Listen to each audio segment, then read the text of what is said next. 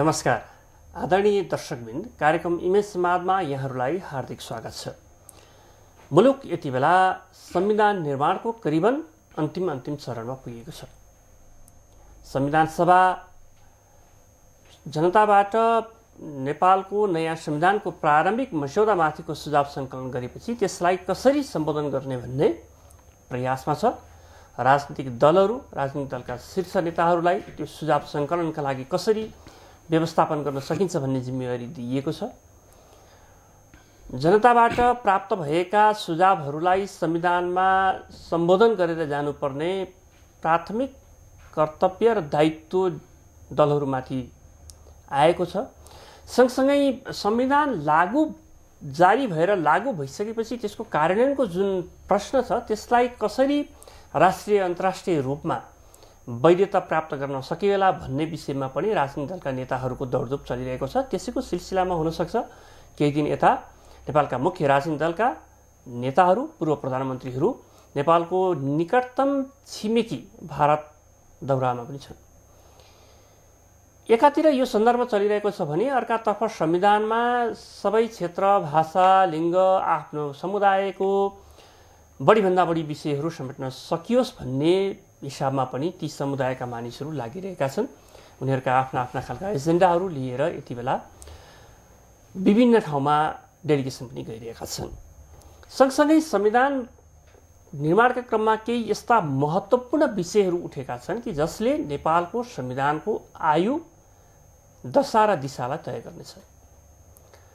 खास गरिकन नेपालमा यति बेला शासकीय स्वरूप प्रणाली अन्तर्गतको प्रत्यक्ष निर्वाचित कार्यकारी रहने वा संसदीय पद्धतिभित्रको निर्वाचित कार्यकारी रहने एउटा विषय यो ज्वलन्त रूपमा उठेको छ। बहसमा पनि निकै बढी यसमा पछिल्ला दिनहरूमा मानिसहरू लागेका छन्।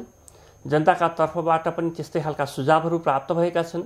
अधिकतर जनताले यसमा चासो दिएको अहिलेको अवस्था छ।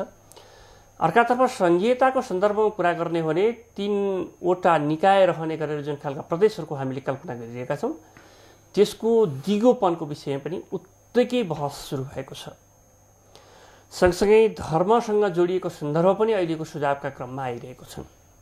आजको यस कार्यक्रममा भने मैले नेपालको नयाँ संविधानमा व्यवस्था गर्न खोजिएको शासकीय स्वरूपको जुन सन्दर्भ छ त्यसमा केन्द्रित रहेका त्रिभुवन विश्वविद्यालयका एकजना प्राध्यापक डाक्टर गेहेन्द्रलाल मल्लसँग कुराकानी गर्नका लागि मैले उहाँलाई स्टुडियोमा निम्ताएको छु। डाक्टर, कार्यक्रममा स्वागत छ।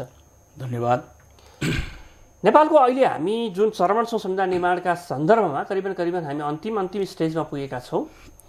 तपाईँले अहिलेको प्रारम्भिक मस्यौदा पनि हेर्नुभयो होला र जुन खालका प्रारम्भिक मस्यौदामाथिका बहसहरूले समाजमा एक ढङ्गको तरङ्ग सिर्जना गरिरहेको छ, यो स्वाभाविक देख्नुहुन्छ राजनीति शास्त्रको एकजना विद्यार्थीको नाताले, या यसका केही अरू पक्षहरू पनि छन्? जहाँसम्म यो स्वाभाविक हुने कुरा हो, लोकतन्त्रमा यो स्वाभाविक हुनु पनि पर्छ। जुन चासो, जुन जागरुकता देखाएको छ र मलाई लाग्छ यहाँ कोइकेलजीले जुन भन्नुभयो दिशा र दशाको कुरा, डेफिनेटली तपाईँले एकदम राइटली पोइन्ट आउट, बडो सठिक रूपमा चाहिँ पोइन्ट आउट गर्नुभयो। के भने यो गाइडिङ प्रिन्सिपल हो। संविधान भनेको एउटा गाइडिङ प्रिन्सिपल होस्। हामी कुन बाटो कसरी हिँड्ने र कहाँ पुग्ने, के प्राप्ति गर्ने भन्ने जुन कुराहरू छ त्यस हिसाबले यो गाइडिङ प्रिन्सिपल हो र योलाई त्यही रूपमा लिनु पनि पर्छ। साथसाथै के छ भने यसले चाहिँ जस्तो कुराहरू अहिले चाहिँ जुन मस्यौदाको रूपमा ल्याएको छ त्यसप्रति जनताको चासो स्वाभाविक रूपमा आएको छ।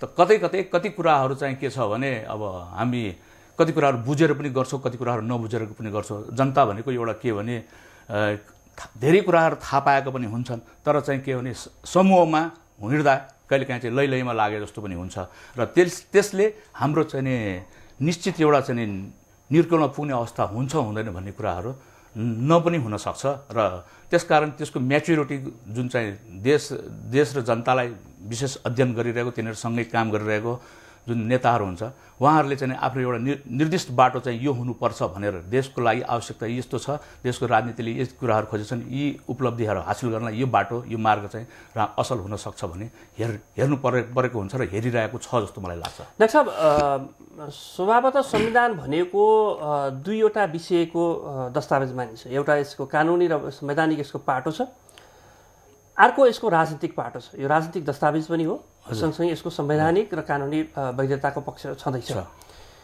आजको दिनमा हाम्रो प्रारम्भिक मस्यौदालाई तपाईँले हेर्नुहुने राजनीतिक शास्त्रका राजनीतिक विज्ञानका विषयवस्तु र त्यसका चरित्रहरूलाई हेर्ने हो भनेदेखि यो सही ढङ्गले यसका चाहिँ आधारहरू सिर्जना भएका छन् या राजनीतिक सिद्धान्त र मान्यताहरूलाई केही तोडमरोड गर्न खोजिएको जस्तो पनि देख्नुहुन्छ? अब यहाँ बाहिर बसेर हामीहरूले छलफल गर्दाखेरि कुरा गर्दाखेरि यो भएन यो हुनुपर्ने यस्तो गरिएन भन्ने कुराहरू गर्न चाहिँ बडो सजिलो जस्तो लाग्छ होइन। हाम्रो मानव सुलभ स्वभाव हो त्यो।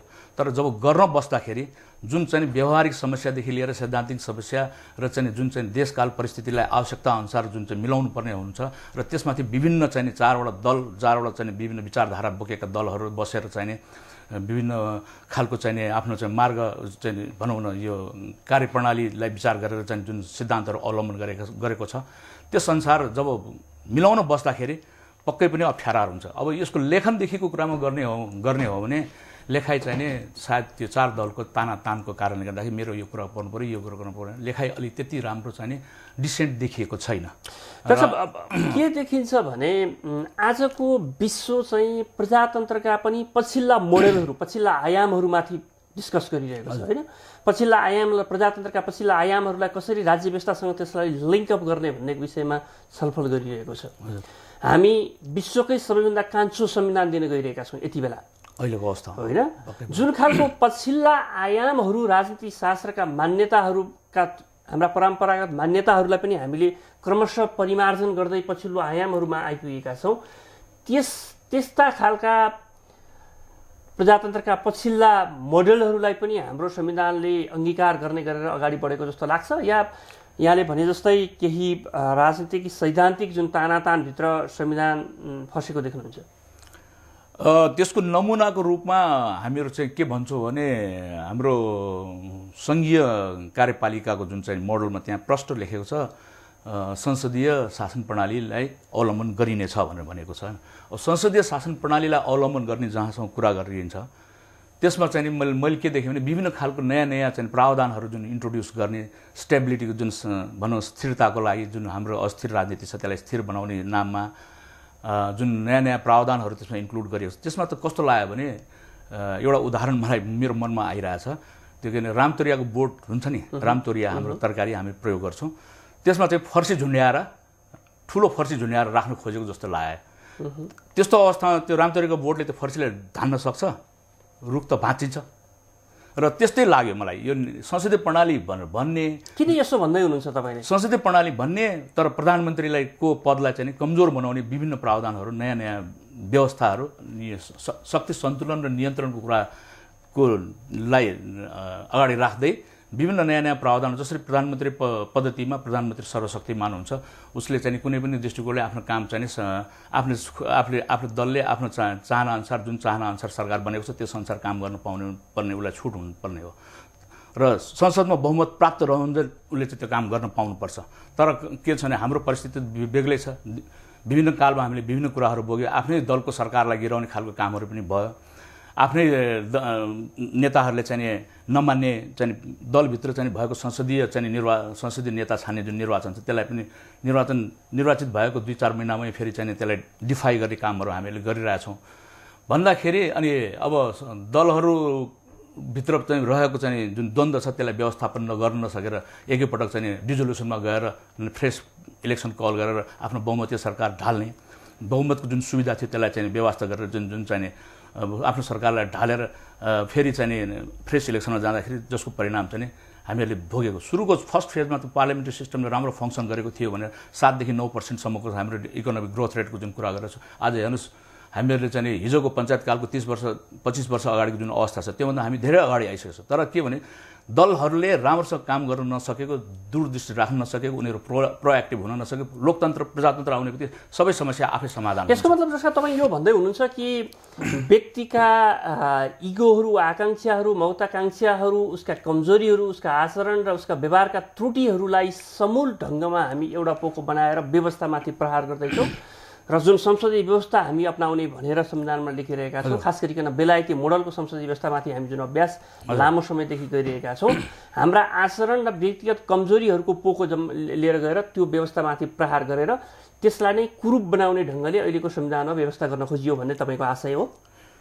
पटक पटकको उदाहरणले त्यही दिएको छ। अब एकपटक त यतिसम्म सुनियो कि दलले जेसुकै भनोस् म त राज्य प्रमुख जो छ उसले भनेको कुरा नै सुनेर अगाडि बढ्छु भन्ने कुरा पनि आयो र त्यसले गर्दाखेरि यो चाहिँ नि के भने अब त्यसले गर्दाखेरि दल एकातिर र दलका आफ्नै दलले निर्वाचित गरेको नेता अर्कोतिर, जसले गर्दाखेरि सरकार ढल्ने अवस्थामा पुग्यो भन्दाखेरि त्यसले चाहिँ जुन लोकतन्त्रलाई धरापमा पार्ने जुन अवस्थाहरू सृजना गर्यो, वास्तविक दृष्टि अगाडिको जुन स्थितिमा जुन देखा पर्यो, राजा ज्ञानेन्द्रले चाहिँ टेक ओभर गरिसकेपछिको अवस्थामा दलले चाहिँ एक खालको निर्णय गरेछ जुन चाहिँ मलाई मान्य छैन, त्यसकारण दलले भनेको कुरामा मान्दिनँ, म आफ्नो हिसाबले चल्छु र म त राजाको कुरै सुन्छु भन्ने जुन चाहिँ शेरबहादुर देउवाजीले गर्नु, त्यो सेल्फ सेन्टर्ड, आफूलाई कसरी जोगाउने, आफ्नो पद कसरी जोगाउने र चाहिँ के छ भने देश र जनताले के चाहेको छ भन्ने कुराहरूलाई वास्ता नगरिकन दललाई एकातिर राखेर जुन गर्ने कुराहरू भयो, त्यसबाट ती सब घटनाहरू, त्यो एउटा मात्रै एउटा प्रतिनिधि घटना हुन्, त्यस्ता घटनाहरू धेरै भएका छन् नेपालमा।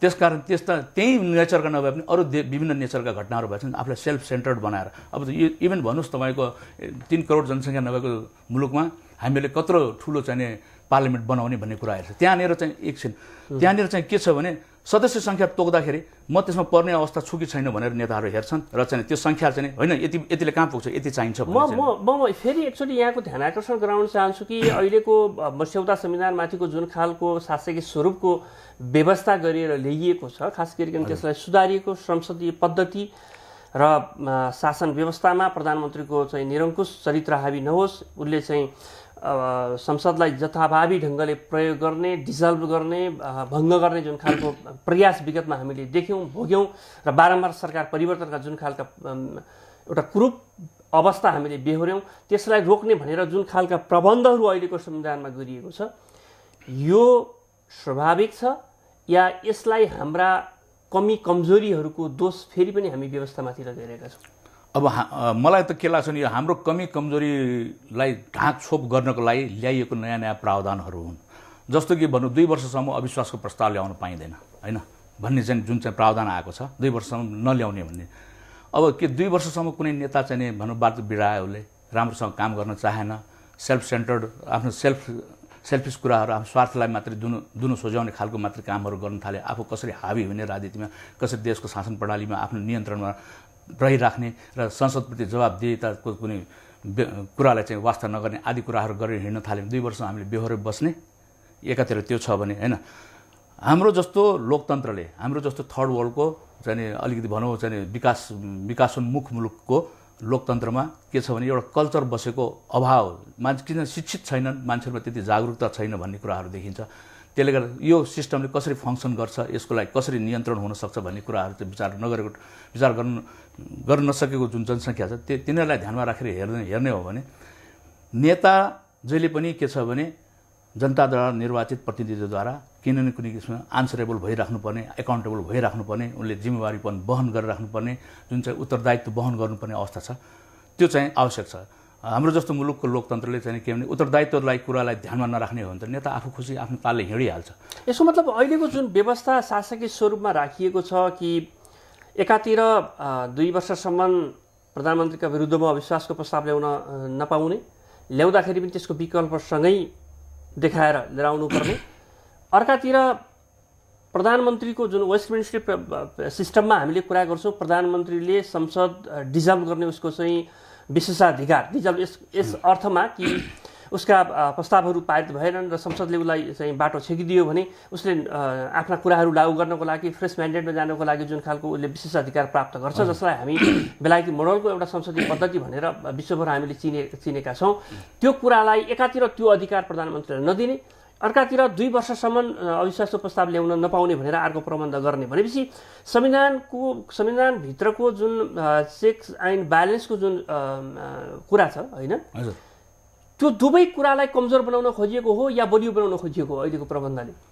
अब भन्नलाई त हामीले बलियो बनाउन खोजेको भनिरहेछौँ र चाहिँ छिटो सरकार परिवर्तन जुन अवस्था छ त्यसलाई चाहिँ रोक्नको लागि यो कुरा ल्याएको भने, तर तपाईँले जब 30 दिनभित्र जुन चाहिँ भनौँ न जो 2 वर्षसम्म चाहिँ यो अविश्वास प्रस्ताव ल्याउनु पर्ने अवस्थामा पनि के अरे एउटा नेता चाहिँ छुट्याएर देखाएर मात्रै चाहिँ ल्याउनु पर्छ। अब तपाईँले एकातिर चाहिँ इन्टर्नल फेरि चाहिँ कम्पिटिसनको वातावरण क्रिएट गरेर जसले गर्दाखेरि केही समय त अलमल हुन्छ र त्यो अलमलको अवस्थामा कसलाई नेता बनाउने कम्पिटिसन त हुन्छ, त्यहाँ तानातान त भइहाल्छ। किनभने सबै राजनीति भनेको त के भने अगाडि बढ्ने त्यतिकै पछाडि बसिराख्ने, खालि सेवा मात्रै गरिराख्ने भन्ने होइन, पदमा जाने र आफ्नो कार्यक्रम लागू गर्ने भन्ने हुन्छ। त्यो तानातानको अवस्थालाई यदि चाहिँ लामो समय लियो भने कि त्यो चाहिँ जुन चाहिँ प्रधानमन्त्री छ अथवा जुन चाहिँ कार्यकारी छ उसलाई हामीले बेहोरेर बसिराख्ने, एकातिर चाहिँ निर्वाचित हुने अवस्था छैन, छानिने अवस्था छैन। जस्तो हामीले 17-18 पटक पनि निर्वाचन बेहोर्यौँ। पहिलो संविधान सभामा माधव नेपालजीले राजीनामा गरिसक्नु भएको अवस्था, किनभने त्यहाँ चाहिँ नेता छान्न नसकेको अथवा दलको चाहिँ कुरा नमिलेको, दलले चाहिँ एउटा छुट्टै बाटो, एउटा दलले चाहिँ अमुक दलले जसले चाहिँ एउटा कमिटमेन्ट थियो हाम्रो पछि चाहिँ अर्को दलको सरकारलाई चाहिँ हामीले समर्थन गर्ने भन्ने थियो। तर त्यहाँनिर चाहिँ के भने आन्तरिक प्रतिस्पर्धा नबनिकन दलको किन हामीले अर्को दललाई चाहिँ दिने भन्ने चाहिँ जुन कुरा आयो र त्यस्तो खालको चाहिँ व्यवहार फेरि भविष्यमा हुन सक्दैन भने हामी भन्न सक्दैनौँ र त्यस्तो अवस्थामा हामीले त्यो बेहोरेर बसिराख्नुपर्ने हुन्छ। त्यसो भने के अहिले जुन हाम्रो समाजमा अहिले खास गरिकन प्रारम्भिक मस्यौदामाथिको छलफल जनतामा लगिसकेपछि जनताबाट जुन अधिकतर मत प्राप्त भएको छ कि हाम्रो अस्थिर राजनीतिक जुन खालको पद्धति हामी लामो समयदेखि अभ्यास गऱ्यौँ त्यसको साटोमा बरु एउटा कार्यकारी निर्वाचित जनताबाट प्रत्यक्ष निर्वाचित कार्यकारी बनाऊ जसले चाहिँ बलियो एउटा राज्य व्यवस्था दियोस्, बलियो शासन कायम गर्न सकोस्, कम्तीमा 5 वर्ष उसले चाहिँ अरू कसैको पनि अप्ठ्यारो महसुस नगरिकन शासन चलाउन सकोस् भन्ने खालको अनुभूतिका साथ जुन अहिले जनताबाट सुझावहरू आइरहेको छ त्यो बाटो चाहिँ ठिक छ, हामी त्यो बाटो हिँड्यौँ भने चाहिँ सही ठाउँ पुग्छौँ। अब चाहना राखेको अनुसार त्यो कुरा यदि हुन सक्ने अवस्था थियो भने नेपालमा त्यो पक्कै पनि राम्रो हुन्थ्यो। तर मलाई लाग्दैन त्यो हुन सक्छ। जस्तो कि भनौँ अब नेकपा माओवादी जसले चाहिँ प्रत्यक्ष निर्वाचित कार्यकारी कुनैमै जोड दिएको थियो, अर्कोतिर नेकपा एमाले उहाँहरूको पनि चुनावी एजेन्डामा प्रत्यक्ष निर्वाचित कार्यकारी नै भनेको छ, चाहे प्रधानमन्त्री भन्नुहोस् चाहे राष्ट्रपति भन्नुहोस् होइन, तर प्रत्यक्ष निर्वाचित कार्यकारी नै भने। अब दुवै दलले कुनै न कुनै कुरा विचार गरेर अहिलेलाई चाहिँ त्यो कुरालाई थाँती राखेको त पक्कै पनि छ नि त। तर उहाँहरू त फेरि कांग्रेसको फेरि छलफल सुरु गर्नु भएको छ। उहाँहरूले नेपाली कांग्रेसको अडानलाई मात्रै चाहिँ तुष्टि गर्नलाई त्यो कुरा छोडेको जस्तो मलाई लाग्दैन। किनभने उहाँहरू यही व्यवस्था, यही संसदीय व्यवस्था अन्तर्गत पटक पटक प्रधानमन्त्री भएर सरकार चलाइसक्नु भएको पुग्न सकिने रहेछ भन्ने उहाँहरूलाई त्यो अनुभूति पनि त छ नि। त्यो कुरालाई त अन्डरमाइन गर्न सकिँदैन। जस्तो कि बाबुरामजी हुनुभयो, प्रचण्डजी हुनुभयो, माधव नेपाल हुनुभयो, झलनाथ खनाल हुनुभयो होइन, त्यसै गरेर चाहिँ अगाडि मनमोहन अधिकारी हुनुभयो। यो चाहिँ के छ भने यही व्यवस्थामा चाहिँ निर्वाचनको माध्यमद्वाराबाट चाहिँ हामी पनि सत्तामा पुग्न सक्ने रहेछ, हाम्रो कार्यक्रमहरू आउन सक्ने रहेछ भन्ने त्यो देखा परेको छ र त्यो पनि एउटा फ्याक्टर हुनसक्छ जस्तो लाग्छ। एउटा मलाई अर्को चाहिँ के हो भने हामीहरू चाहिँ एक खालको जनतालाई एक खालको कुरा विचार चाहिँ त्यो के भन्छ पब्लिक कन्जम्सनको लागि एउटा कुरा गरिरहेछौँ, त्यो कुरा चाहिँ व्यवहारिक नहुन पनि सक्छ। किनभने हामीहरू कहाँ एउटा चाहिँ संस्कारगत अभाव देखिरहेछ। यहाँ चाहिँ जनतामा मात्रै होइन नेतामा पनि त्यो संस्कारको अभाव देखिरहेछ। के कारण जस्तो खालको व्यवस्था छ त्यस्तै खालको व्यवहार गर्नु पर्यो। अब एक खालको चाहिँ व्यवस्था छ, व्यवहार अर्को खालको गर्न थाल्यो भने त्यो कहिले पनि म्याच हुँदैन, कहिले पनि फिट इन हुँदैन र त्यसले चाहिँ जहिले पनि विघटन नै त्यो शासन व्यवस्थामाथिको स्थिरताको जो प्रश्न हामीले गरिरहेका छौँ त्यो हिसाबले हेर्ने भने आजका दिनमा नेपालका लागि प्रत्यक्ष निर्वाचित कार्यकारी उपयुक्त हो या संसदभित्रबाट निर्वाचित प्रधानमन्त्री र राष्ट्रपति भएको व्यवस्था जसलाई सुधारिएको संसदीय व्यवस्था भनेर अहिलेको प्रारम्भिक मस्यौदामाथि राखिएको छ त्यो उपयुक्त? अब हेर्नुहोस् है, सुधारिएको संसदीय व्यवस्था भनेर सुधार त पक्कै पनि हुन्छ। बेलायतको पनि 800 वर्ष अगाडिको जुन चाहिँ संसदीय व्यवस्था थियो अथवा 1200 वर्ष अगाडिको जुन संसदीय व्यवस्था त्यसमा धेरै परिवर्तनहरू आइसकेको छ र त्यस दृष्टिकोणले हामीहरू पनि एउटै कुरामा त्यो अर्थोडक्स मोडलको पार्लियामेन्ट्री सिस्टममै बसिराख्नुपर्छ भनेर हामीले सोच्नु हुँदैन। हामीहरू पनि केही हदमा चाहिँ चेन्जमा गइसकेको छ जसले गर्दाखेरि हामी मिक्स्ड इलेक्टोरल सिस्टममा हामी इन्ट्रोड्युस भइसकेका छौँ, प्रवेश गरिसकेका छौँ र तर त्यसको कारणबाट चाहिँ जुन रेसियो र प्रोपोर्सन पक्कै पनि इन्क्लुजनको लागि जुन पिआर सिस्टम जुन आयो, प्रोपोर्सनल रिप्रेजेन्टेसनको समानुपातिक प्रणाली जुन आयो त्यसले चाहिँ नि समावेशिता जुन दूर दराजमा बसेका अथवा विभिन्न जातीय विभिन्न चाहिँ वर्गहरू छन् तिनीहरूको प्रतिनिधित्व हुन सकेन भन्ने जुन कुरालाई लिएर आएको छ त्यसले चाहिँ प्रभावकारी रूपमा प्रतिनिधित्व गराउने एउटा बाटो त दियो। तर त्यसले एउटा बाटो दियो तर अर्को बाटो हामीले फेरि के भने एउटा बहुमतीय सरकारको जुन अवस्था छ, एक दलको चाहिँ अथवा चाहिँ कुनै दलको चाहिँ बहुमतमा पुग्ने जुन अवस्था छ, त्यो अवस्थालाई ब्लक गरेको हामी पाउँछौँ। किनभने 60-40 को रेसियो भने एक खालको मनोनित हो नि। तपाईँले जनताले जनताको यो के भन्छ, मत हाल्ने अधिकार, जनताको मत हाल्ने अधिकार, मत त हाल्छ तर इन्डाइरेक्ट रूपमा नेताको खल्तीमा जाने मत राखेको हुन्छ होइन। नेताले आफ्नो चाहिने हिसाबले जसलाई मन लाग्यो त्यसलाई दिने चाहिँ सदस्यता दिने चाहिँ जुन प्रतिनिधित्व छान्ने जुन चाहिँ व्यवस्था छ, त्यो जनमुखी लोकतन्त्र खोज्या हो कि नेतामुखी लोकतन्त्र खोज्या, त्यो पनि हामीले विचार गर्नु पर्यो। त्यो इन्डाइरेक्ट इलेक्सनको माध्यमबाट जुन निर्वाचित भएर अथवा जसलाई चाहिँ मनोनित गरेर पठाइयो, त्यसले पनि एउटा चाहिँ हामीलाई चाहिँ जुन चाहिँ के समाधान दिनुपर्ने दिन सकेन, बरु चाहिँ समस्या जन्माएको हामीले पहिलो चाहिँ संविधान सभाको अनुभवबाट बेहोर्यो। अब के छ भने अब यो चाहिँ समानुपातिक प्रणालीको माध्यमद्वारा जुन विभिन्न वर्ग जातिहरूको जुन प्रतिनिधित्वको कुरा छ, त्यो कुराहरू त सम्भव होला, तर चाहिँ हामीले सरकार निर्माणको जुन बेसिक फाउन्डेसनमै हामीले चाहिँ हिर्काएर यसलाई कमजोर पार्ने काम गरिरहेछौँ। अब भन्नुहोस् जुन त्यो मैले फेरि पनि एकचोटि तपाईँसँग बुझ्न चाहेको के भने जनताबाट प्रत्यक्ष निर्वाचित कार्यकारी हुँदाखेरि शासकीय स्थिरताको प्रश्न बलियो हुन्छ या हामीले अभ्यास गरेको अहिलेकै पद्धति अन्तर्गत हुँदाखेरि चाहिँ नेपालको हित अनुकूल हुनेछ? हामीहरूले दुईवटा कुरामा एउटा कुरा त छान्नै पर्ने अवस्था छ। हुनलाई त दुईटै कुरा अनिवार्य हो, जस्तो एकाउन्टेबिलिटी र स्टेबिलिटी। लोकतान्त्रिक सरकार र लोकतान्त्रिक शासन व्यवस्था अगाडि बढाउने हो भने यो दुईवटा कुरा अनिवार्य छ। तर हाम्रो जस्तो मुलुकमा स्थायित्व मात्रै भनेर बस्दाखेरि नहुने रहेछ। हाम्रो जस्तो मुलुकमा जनताप्रति उत्तरदायित्व, प्रतिनिधिप्रति उत्तरदायित्व वहन गर्ने विभिन्न खालको चाहिँ आफ्नो कार्यक्रम छ, विभिन्न खालको आफ्नो प्रस्तावहरू छ, विभिन्न खालको कानुनहरूको कुराहरू आउँछ होइन, विधेयकहरूको कुरा आउँछ। त्यसमा त्यो अनुमोदित हुँदै जाँदाखेरि लोकतन्त्र स्थापित हुँदै जान्छ होइन। त्यो अनुमोदित नभए पनि हुन्छ। अनुमोदित त तपाईँको अनुमोदित त तपाईँ प्रत्यक्ष कार्यकारीमा जानुभयो भने पनि त्यो त जनताले अनुमोदन गरेको एउटा मान्छे आउँछ र उसले शासन चलाउँछ। 5 वर्षसम्मको लागि ऊ संसदबाट त्रसित हुनुपर्ने अवस्था आउँदैन। यद्यपि उसका पछाडिका अरू कारणहरू छन्। उसले संसदबाटै आफ्ना बिलहरू पारित गर्नुपर्ने हुन्छ, उसका नीति कार्यक्रमहरू त्यहाँबाट पारित गर्नुपर्ने हुन्छ, बजेट त्यहाँबाट लिनुपर्ने हुन्छ। त्यसका लागि नेपाल जस्तो राजनीतिक सोच र इमान्दारिता भएको देशमा कति हदसम्म हामीले त्यसको सफलता प्राप्त गरौँला, त्यसको प्रश्न अर्को ठाउँतिर छँदैछ। कार्यकारी व्यवस्था, प्रत्यक्ष निर्वाचित कार्यकारी व्यवस्थामा पनि प्रजातन्त्रको भ्यालु, सामान्य मूल्य र मान्यताभन्दा बाहिर गएर त त्यो पनि हुने होइन जसरी संसदीय व्यवस्थामा हुन्छ। त्यो हिसाबले हेर्ने हो भने चाहिँ मैले तपाईँसँग बुझ्न खोजेको चाहिँ के हो भने नेपालको आजको जुन भूराजनीतिक बनोट, हाम्रो चेतना स्तर, हाम्रो शैक्षिक अवस्था, आर्थिक अवस्था जस्तो छ त्यसलाई आधार मान्ने हो भने प्रत्यक्ष निर्वाचित कार्यकारीको बहस ठिक छ, यसको बाटोतिर जाँदाखेरि बेटर हुन्छ, या संसदीय पद्धति जसमाथि हामीले लामो समय अभ्यास गऱ्यौँ त्यो नै ठिक ठान्नुहुन्छ? मेरो दृष्टिकोणले, मेरो अध्ययनले, मेरो पिएचडी पनि त्यसैमा आधारित छ र मेरो अध्ययनको निर्कोलबाट चाहिँ के छ भने हामीले जे जस्तो प्रणाली अपनाए तापनि जुन चाहिँ डिसिजन बाई डिस्कसनको जुन मेथड छ अहिलेसम्मको, जुन चाहिँ जनप्रतिनिधिहरूले जुन डिस्कस गरेर सरकारले प्रस्ताव ल्याउँछ, त्यसमाथि विभिन्न पटक चाहिँ रिडिङ्सहरू हुन्छ, रिडिङ्सहरू भइसकेपछि त्यसमा चाहिँ छलफल हुन्छ, त्यसपछि फेरि चाहिँ संसदीय समितिमा जान्छ, त्यहाँबाट एउटा फाइनलाइज भएर आएपछि फेरि चाहिँ डिस्कसन हुन्छ र त्यसको आधारबाट त्यसको plus and cons, nuts and bolts खेलाउने जुन कामहरू हुन्छ त्यो आधारबाट हेर्दाखेरि हाम्रो लागि जुन अभ्यस्त पनि भइसक्यो, हामीले 20-25 वर्षको जुन एक्सर्साइज गरिसकेका छौँ, फेरि हामीले नयाँ व्यवस्थामा जाने बित्तिकै के छ भने एकातिर चाहिँ कार्यकारी प्रमुख, अर्कोतिर चाहिँ संसद अथवा कुनै भनौँ जनप्रतिनिधिमूलकको एउटा संस्था छ, तिनीहरूको बिचको एउटै पार्टीबाट आउँदाखेरि त समस्या आउने अवस्था छ।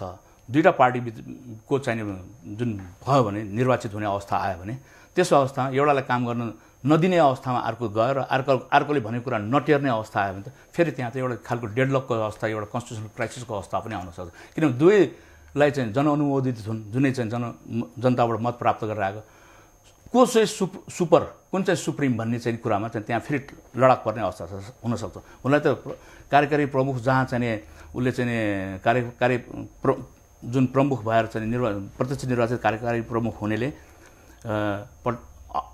कुनै अवस्थामा संविधानले दिएको अधिकार अनुसार ओभरराइड गर्न सक्छ पार्लियामेन्टलाई होइन, ओभरराइड गर्न सक्छ। त्यस्तो अवस्थामा कसरी उत्तरदायित्व वहन गर्न सक्छ भन्ने कुराहरू गर्ने हामीले। र चाहिँ हाम्रो चाहिँ के छ भने हामी नेपालीहरूको अथवा चाहिँ हाम्रो जुन जस्तो चाहिँ मुलुकहरूको चाहिँ एउटा अनुभव के छ भने कहाँनिर चाहिँ छिद्र छ त्यहाँनिर खेलाउने कानुनले यो भनेको छ तर यहाँनिर यो भनेको छैन नि त। त्यसकारण हामी यो व्यवस्थाको स्पिरिट के हो, व्यवस्थाले कस्तो खालको चाहिँ चाहना राखेको छ, त्यसको चाहिँ ओभरअल चाहिँ भ्यालुज र नर्म्सहरू के हो, ती कुराहरूलाई ताकमा राखेर हामीहरू चाहिँ यस्तो भनेको छैन त्यसकारण यो गर्ने छुट छ भनेर हामी जुन चाहिँ खेलाउने जुन चाहिँ प्रवृत्ति छ त्यसको हिसाबले कार्यकारी प्रमुखमा प्रत्यक्ष निर्वाचित कार्यकारी प्रमुखमा जाँदाखेरि त्यो चाहिँ जन उत्तरदायित्व वहन गर्ने पर्ने। किनभने पटकी पछि हाम्रो हेर्नुहोस् हाम्रो व्यवस्था अहिले पनि हामीले संसदीय व्यवस्था अपनाइरहेको छौँ, पटक पटक हाउस एडजर्न गर्नुपर्ने अवस्था छ। बेसिकल्ली के कारण भने सरकारका मन्त्रीहरू चाहिँ उपस्थित छैनन्, जुन समस्याको बारे छलफल गर्न चाहिँ सम्बन्धित मन्त्रालयका मन्त्री हुनुहुन्न, कुनै पनि मन्त्रीहरू हुन, त्यसकारण चाहिँ हाउस एडजर्न गर्नु। यदि तपाईँले भन्नुहोस् प्रत्यक्ष निर्वाचित कार्यकारी जो चाहिँ राष्ट्रपति हुनसक्छ अथवा चाहिँ अब यो प्रधानमन्त्री प्रणाली यो प्रधानमन्त्रीले प्रत्यक्ष निर्वाचित गर्ने जुन कुराहरू आएको छ, अब हाउसलाई कति टेर्ने र कुन लेभलसम्म टेर्ने कुन लेभलसम्म नटेर्ने अथवा हाउसले कुन लेभलसम्म अप्ठ्यारो गर्ने, आफ्ना नेता हुँदाखेरि त के भने इन्टर्नल। यसको मतलब तपाईँको भनाइ हामीले नयाँ व्यवस्थाको लागि फेरि अर्को अभ्यास गर्ने काम सुरु गर्नुभन्दा जे विषयमा हामीले लामो समयदेखि काम यसैमा सुधार गर्दै लैजाउँ, यसैलाई अगाडि बढाउँ, यसैबाट हाम्रो चाहिँ जुन चाहिँ उत्तरदायी सरकारको जुन हामीले मेन कुरा गर्छौँ लोकतन्त्रमा, उत्तरदायी सरकार जनताप्रति उत्तरदायी सरकार, त्यो एब्स्ट्र्याक्ट कुरा नगरोस्। प्रत्यक्ष निर्वाचित हुने बित्तिकै सम्पूर्ण जनतामा उत्तरदायी छन् भनेको त्यो एब्स्ट्र्याक्ट कुरा हो। यदि कुनै नेता चाहिँ त्यो अमूर्त कुरा हो, त्यो कुनै नेताले चाहिँ कुनै अब भनौँ देश र जनतालाई चाहिँ ताकमा राखेर आफ्नो हिसाबले चल्न थाल्यो भने कि 5 वर्षसम्म बेहोरी राख्ने, म त त्यो भन्छु नि। अहिले त कमसेकम चाहिँ छलफल हुन्छ, प्रस्ताव आउँछ, त्यसमा चाहिँ विभिन्न खालका चाहिँ क्वेसन एन्सरको स्थिति छ, 0 आवरको कुराहरू छ र चाहिँ सरकारलाई चाहिँ अनुमोदन हुनुपर्ने अवस्थाहरू छ। ती कुराहरू गर्दै जानुपर्ने भएको हुनाले सरकारले बिना अनुमोदन, संसदको अनुमोदन कुनै पनि काम गर्न नसक्ने जुन सिद्धान्त छ त्यो सिद्धान्त ठुलो कुरा हो। त्यसलाई अन्डरमाइन गरेर खालि स्टेबिलिटी मात्रै रटान लगाएर हामीहरू चाहिँ फेरि अर्को ट्रायलमा जाने बित्तिकै हामीले फेरि अर्को 20 वर्ष, मलाई जहाँसम्म अर्को 20 वर्ष फेरि हामी अर्को ट्रान्जिसनमा प्रवेश गर्छौँ, जसले मुलुकलाई धान्न चाहिँ गाह्रो हुन्छ। धन्यवाद डाक्टर साहब, आज समय दिनुभयो र हामीले खास गरिकन शासकीय स्वरूपमाथिका केही मान्यताहरूमाथि छलफल गऱ्यौँ। समय र समाजका लागि म यहाँलाई हार्दिक धन्यवाद दिन चाहन्छु। यहाँले पनि मेरो आफ्नो विचार राख्ने अवसर दिनुभयो, त्यसको लागि म धन्यवाद दिन चाहन्छु। धन्यवाद आदरणीय दर्शकवृन्द, यहाँलाई पनि हामी कुराकानी गर्दैछौँ त्रिभुवन विश्वविद्यालयका प्राध्यापक डाक्टर गेहेनलाल मल्लसँग। अहिलेको प्रारम्भिक मस्यौदा, संविधानमाथिको मस्यौदा आएको छ, त्यसमाथिमा शासकीय व्यवस्थामा गरेका प्रबन्धहरूको बारेमा हामी कुराकानी गर्दैथ्यौँ। हाम्रो निर्धारित समय सकिएको छ, हामी सबैजना बिदा चाहन्छौँ। नमस्कार।